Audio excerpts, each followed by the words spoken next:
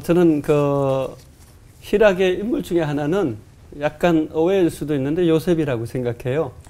왜 요셉이라고 제 개인적으로 생각을 하냐면 저는 사실은 요셉을 계속 묵상하면서 요셉은 하나님이 주시는 기쁨이 있었다라는 생각을 해봤어요. 물론 저의 추측인데, 왜냐하면 상황과 환경과 여건과 조건에 흔들리지 않는 중심부가 있거든요.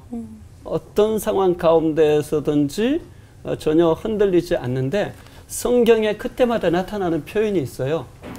하나님의 손이 요셉과 함께 하심에, 그리고 하나님이 은혜를 베푸심에, 그 은혜하고 이 희락, 기쁨의 어원이 같다고 했잖아요. 그러니까 요셉 안에는 하나님이 주시는 그 은혜가 늘 있었기 때문에 그 상황을 버티고 견디고 이겨나갈 수 있었다라는 생각을 해봅니다. 오늘 우리도 마찬가지가 아닌가 생각이 들어요. 우리가 세상을 살아가면서 사실은 억울할 때 얼마나 많습니까? 고통당할 때도 많고 오해받고 모함당할 때도 많거든요. 그러면 그때마다 그것을 이길 수 있는 방법은 하나인 것 같아요. 요셉처럼 하나님의 손이 함께 하심에, 하나님의 은혜를 베푸심에, 그 은혜, 하나님이 주시는 은혜로 말미암은 기쁨이 있을 때 그 어려움을 뚫고 나갈 수 있지 않나. 그렇지 않으면 모함받고 공격받고 비난받고 비판받을 때, 억울할 때 화병에 우리 그리스도인도 버티지 못하고 막 우울증에 시달리고 막 노이로제 걸리고 신경쇠약에 걸리고 할 것 같아요. 그래서 우리가 정말 그 희락을 깊이 알아갔으면 좋겠고, 요셉을 한번 가만히 묵상해 본다면 희락을 알 수 있지 않나 싶습니다. 네. 결국 제가 예수님을 만나고 나서 달라진 게 있다면 다양한 걸 얘기하겠지만 가장 중요한 거는 관점이 바뀌었다는 거예요. 매사를 어떻게 보느냐. 그걸 갖다가 거창하게 어떤 사람은 세계관이라고 하는 그걸로 풀어낼 수가 있을 텐데, 성경에다 보면 관점을 바뀐 사람이 있죠. 지금 요셉을 얘기한 요셉 아버지가 그래요. 야곱이 그 자기 외삼촌한테 가잖아, 라반한테. 그래가지고 딸이 있는데 그 중에서 누구의 마음에 갔습니까? 라헬에 갔어요. 그런데 라헬하고 너 7년이라면 줄게. 라헬하고 결혼시켜 줄게. 그래서 지금 참잖아요. 근데 그 일하는 게 7년이, 거기 보면 성경을 굉장히 재밌게 써놨어요. 7년이 며칠같이 느껴졌더라.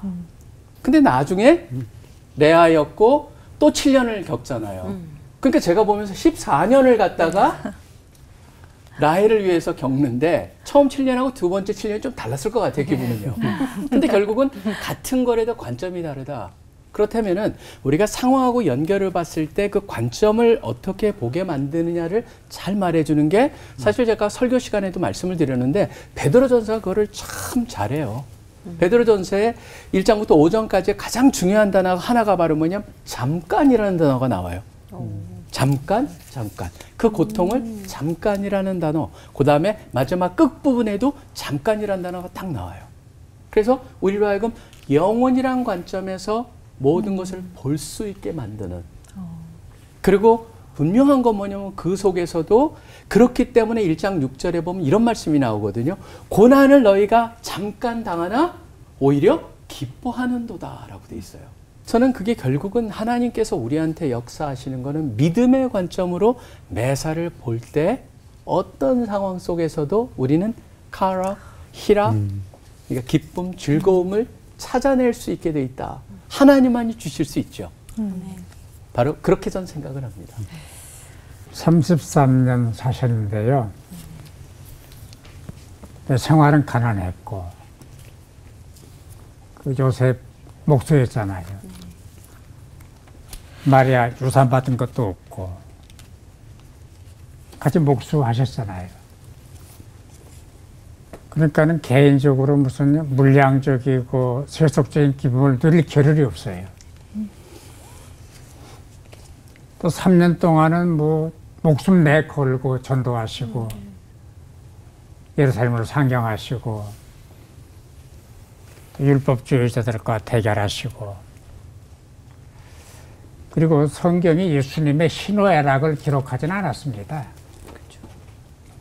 어쨌든 기뻐했다, 통곡했다, 그런 말은 없습니다. 한두 군데 있을 뿐이에요. 그 마태복음 10장을 보면은 70인 전도대를 파송을 해요. 이제 그들이 돌아와서 보고회를 갔습니다. 선생님, 우리 제가 나가 전도하는데요, 귀신들이 물러갔습니다. 너무 황홀했습니다. 신기했습니다. 그때 예수님께서 그런 것으로 기뻐하지 말고 너희 이름이 하늘의 생명책에 기록된 것으로 기뻐하라. 희락의 차원을 설명하신 거예요. 그러면서 예수님께서 그때에 예수님께서 성령으로 기뻐하시며 기뻐하셨어요. 보고를 받으시면서 성령으로 기뻐하셨대요. 그 일상적인 문제, 뭐 기뻐서 울고 웃고 슬퍼서 우시고 그게 아니에요. 기뻐하셨다면은 사람들 때문에, 제자들 때문에, 백성들의 회심 때문에, 우셨다면은 백성들의 아픔 때문에, 저들의 죄 때문에 우신 거거든요. 슬퍼서 우는 사람이 있고 좋아서 우는 사람이 있습니다. 그렇잖아요. 네. 기뻐도 울잖아요. 네.